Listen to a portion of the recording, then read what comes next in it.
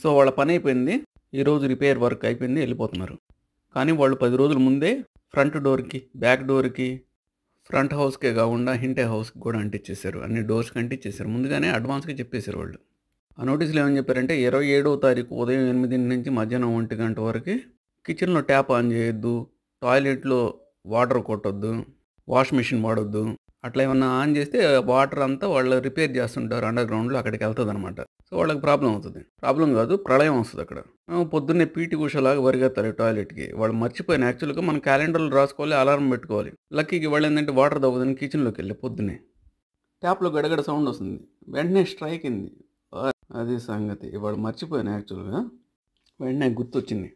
So, ప్రళయం సంభవం చేత ఆగిపోయింది. నోటీసుల కంటే పొద్దున్నే డోర్ డోర్ కొట్టి అందరికీ చెప్పడం బెటరేమో అనుకుంటున్నా. సో, ఈ నోటీసులో ఏముందో జర్మన్ నేర్చుకోవాలనుకునేవాళ్ళు చూడండి డిస్క్రిప్షన్‌లో పెడతాను లింకు.